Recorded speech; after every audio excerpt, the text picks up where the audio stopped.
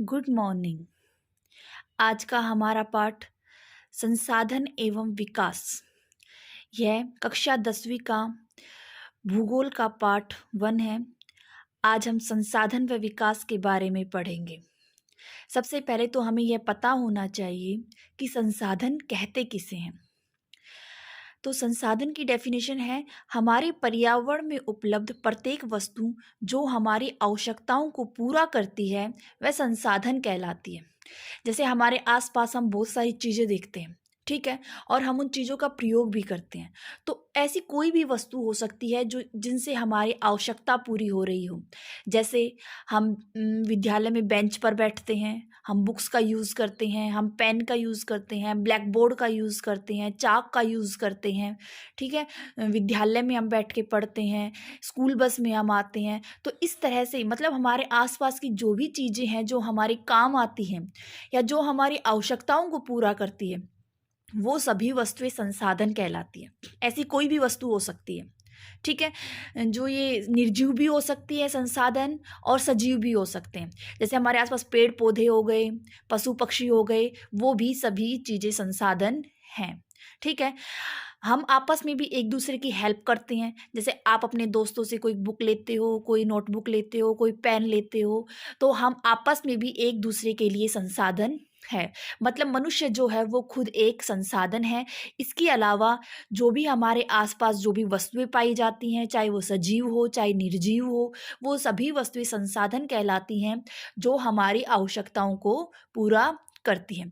तो संसाधन की डेफिनेशन बिल्कुल सिंपल है कि ऐसी कोई भी वस्तु जो हमारी आवश्यकताओं को पूरा करती है, जो हमारे काम आती है, वो संसाधन कहलाती है।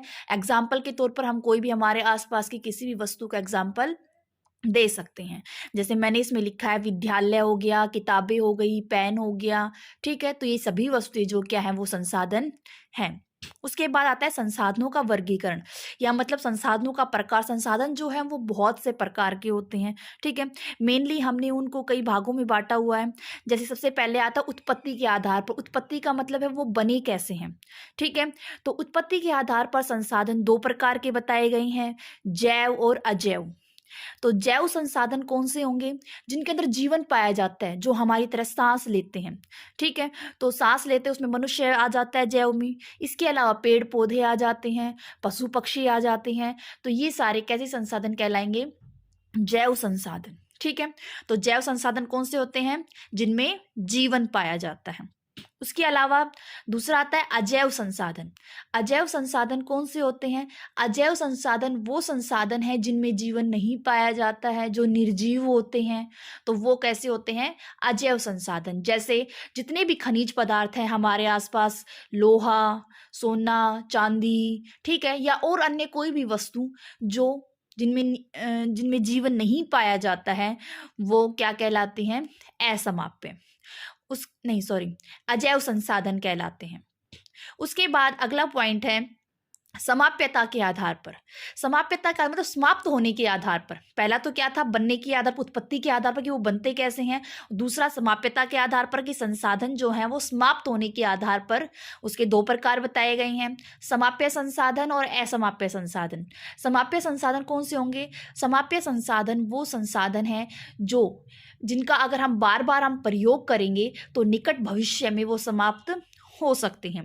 जैसे जितने भी हमारे पास खनिज पदार्थ हैं, कोयला है, पेट्रोल है, डीजल है, अगर हम उसका बहुत ज़्यादा मात्रा में प्रयोग करेंगे तो धीरे धीरे क्या है वो निकट भविष्य में वो समाप्त हो जाएंगे और हम उन संसाधनों को दोबारा प्राप्त नहीं कर पाएंगे, ठीक है।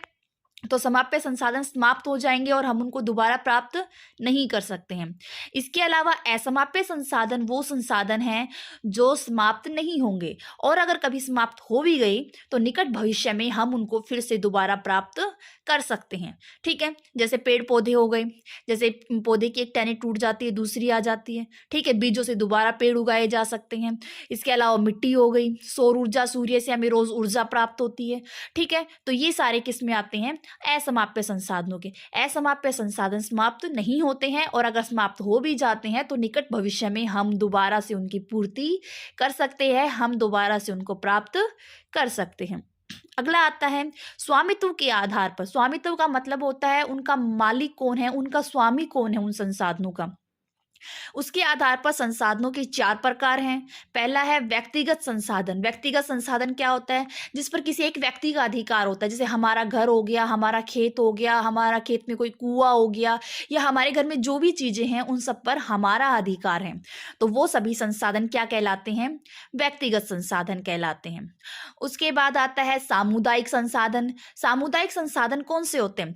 जिस पर किसी पूरे समुदाय का, पूरे समाज का अधिकार होता है। जैसे हम गांव में रहते हैं, गांव के अंदर कोई पार्क है या कोई खेल का मैदान है, ठीक है, या फिर कोई मंदिर वगैरह है, तो उस पर क्या है? पूरे समाज का अधिकार है। कोई भी वहां पर जाकर के पार्क में खेल सकता है, ठीक है, किसी की कोई मनाही नहीं होती है। उस पर पूरे समाज का अधिकार, पूरे समुदाय का अधिकार होता है। तो इस प्रकार के जो संसाधन हैं वो सामुदायिक संसाधन कहलाते हैं। उसके बाद आता है राष्ट्रीय संसाधन। राष्ट्रीय संसाधन कौन से होते हैं? जिन पर पूरे राष्ट्र का अधिकार होता है, मतलब राष्ट्र का कोई भी व्यक्ति वहां पर आ जा सकता है।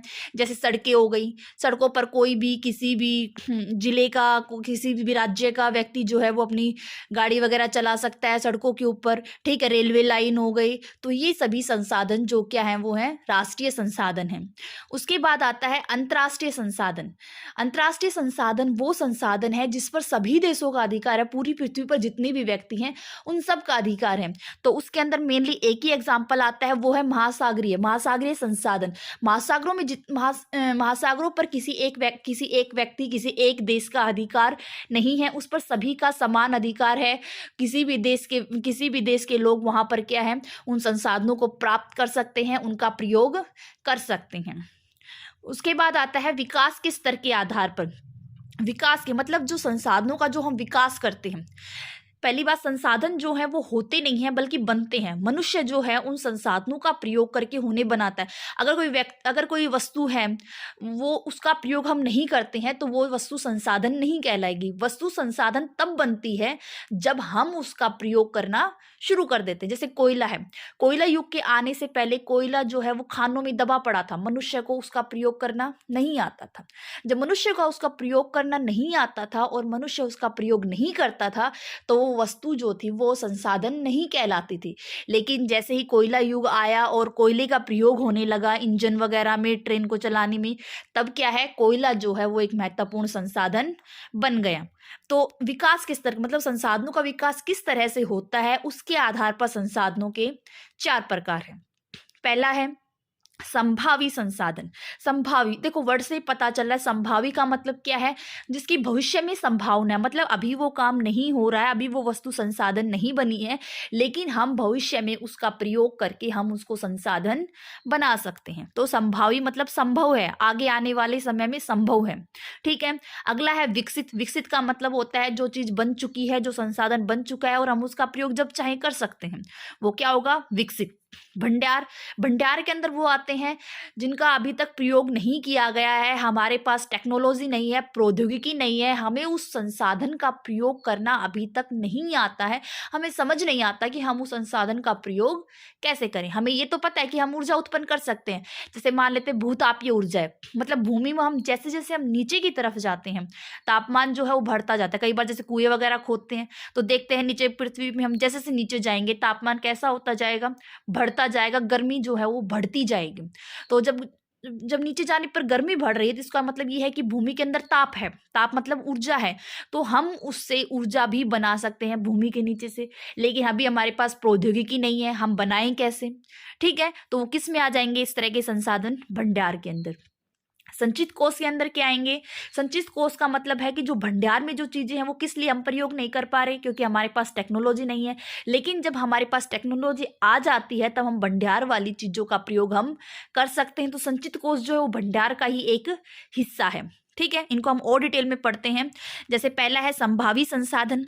संभावी संसाधन यह वे संसाधन हैं जो किसी प्रदेश में विद्यमान होते हैं परंतु इनका उपयोग अभी नहीं किया गया है। जैसे राजस्थान व गुजरात में सौर ऊर्जा व पवन ऊर्जा के संसाधनों की अपार संभावनाएं हैं, क्योंकि राजस्थान मरुस्थलीय क्षेत्र है, वहाँ पर दिन में बहुत ज़्यादा गर्मी पड़ती है, सूर्य की ऊर्जा भी बहुत ज़्यादा मिलती है, तो वहाँ पर हम सौर ऊर्जा उत्पन्न कर सकते हैं। इसके अलावा मरुस्थलों में वनस्पति का अभाव होने के कारण वहाँ पर हवा भी बहुत तीव्र गति से चलती है, और जब हवा तीव्र गति से चलती है तो हम वहाँ पर पवन ऊर्जा उत्पन्न कर सकते हैं, हवा से ऊर्जा उत्पन्न कर सकते हैं। तो राजस्थान व गुजरात में सौर ऊर्जा व पवन ऊर्जा की अपार संभावनाएं हैं, लेकिन अभी तक हमने उनका प्रयोग नहीं किया है। नेक्स्ट आता है विकसित संसाधन। विकसित संसाधन कौन से होते हैं? वे संसाधन जिनका सर्वेक्षण किया जा चुका है, मतलब हम वहाँ पर जा चुके हैं, हम उस क्षेत्र में जाकर हमने उन संसाधनों को देख लिया है और उनके उपयोग की गुणवत्ता व मात्रा भी निर्धारित की जा चुकी है। हमने ये भी पता लगा लिया है कि वहाँ पर वो जो संसाधन है उसका क्या उपयोग हो सकता है हमारे लिए और कितनी मात्रा में हम उसका उपयोग कर सकते हैं। जैसे बिजली हम बनाते तो हम पहले ये देखते हैं वहाँ पर कितनी मेगावाट बिजली बनेगी। अगर हमें ज़्यादा मात्रा में मिलेगी तभी तो हम वहाँ जा करके हम उस चीज़ का प्रयोग करेंगे, वरना अगर थोड़ी बहुत मात्रा में मिल रही है तो उसका प्रयोग करना कोई ज़रूरी नहीं है, क्योंकि उसमें तो फिर क्या है, बहुत ज़्यादा पैसे भी खर्च हो जाएंगे और हमें फ़ायदा भी कम मिलेगा। तो वहाँ पर विकसित संसाधनों के अंदर हमने उस जगह का सर्वेक्षण भी कर लिया है और हमने वहाँ पे उपयोग की गुणवत्ता मतलब क्या फ़ायदा होगा उससे, वो भी हमने पता लगा लिया और मात्रा भी निर्धारित कर ली, कितनी मात्रा में कितना हमें फ़ायदा होगा उसके बारे में भी पता लगा लिया है, तो उसको हम विकसित संसाधन कहते हैं। नेक्स्ट आता है भंडार। पर्यावरण में उपलब्ध वे पदार्थ जो मानव की आवश्यकताओं की पूर्ति कर सकते हैं, मतलब हमारे काम आ सकते हैं, लेकिन प्रौद्योगिकी के अभाव में वो हमारी पहुंच से बाहर हैं। ठीक है, हमारे पास कुछ ऐसे संसाधन जो हमें लगता है कि वो हमारे काम आ सकते हैं, लेकिन हमारे पास टेक्नोलॉजी नहीं है, प्रौद्योगिकी नहीं है, इसलिए हमारी वो पहुंच से बाहर हैं। ऐसे संसाधन क्या कहलाते हैं? भंडार। नेक्स्ट आता है संचित कोष। संचित कोष भंडार का ही एक हिस्सा है, मैंने पहले ही बताया है, जिन्हें उपलब्ध तकनीकी ज्ञान की सहायता से प्रयोग में लाया जा सकता है। जैसे हमें तकनीकी का ज्ञान होगा, हम उनको प्रयोग में ला सकते हैं, लेकिन इसका प्रयोग अभी आरंभ नहीं हुआ है, क्योंकि जैसे ही टेक्नोलॉजी आएगी हम उन संसाधनों का प्रयोग करना शुरू कर देंगे। उसके बाद नेक्स्ट इसमें टॉपिक आता है संसाधन नियोजन।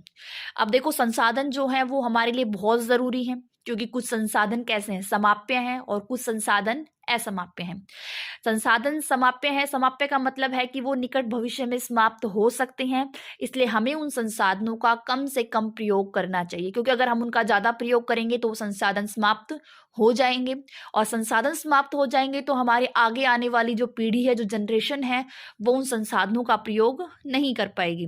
इसलिए हमें संसाधनों का बहुत ही विवेकपूर्ण ढंग से प्रयोग करना। विवेकपूर्ण ढंग का मतलब होता है कि संसाधनों का हम इस तरह से प्रयोग करें कि उससे ना तो प्रकृति को नुकसान हो और हम उससे हमारी आवश्यकताएं भी पूरी कर लें, और आगे आने वाली पीढ़ी के लिए भी वो संसाधन बचे रहें, ताकि आगे आने वाली जनरेशन जो है वो भी उन संसाधनों का प्रयोग करके लाभ प्राप्त कर सके।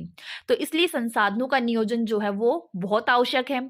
तो संसाधनों के नियोजन के लिए 3 मुख्य पॉइंट हैं। ठीक है, कौन कौन से पॉइंट, कौन कौन से मतलब उनको हम ध्यान में रख के संसाधन का नियोजन कर सकते हैं। सबसे पहले तो देश के अंदर जितने भी संसाधन हैं हमें उनकी पहचान करनी होगी कि कौन कौन से संसाधन हैं। ठीक है, हमें उनकी एक लिस्ट बनानी पड़ेगी, उनकी एक तालिका बना लो कि भाई ये संसाधन हमारे देश के अंदर मौजूद हैं। ठीक है, इस कार्य के लिए हम क्या करेंगे, पहले हम उस जगह पर जाएंगे, वहाँ पर हम देखेंगे, जैसे मैंने पहले बताया था कि उसकी उपयोग की मात्रा और गुणवत्ता निर्धारित करेंगे कि वहाँ पर हमें कितना फ़ायदा होगा और कितनी मात्रा में होगा, तो हम उसके बारे में पता लगाएंगे, अनुमान लगाएंगे। ठीक है, पहले हमें देश के संसाधनों की एक लिस्ट तैयार करनी है।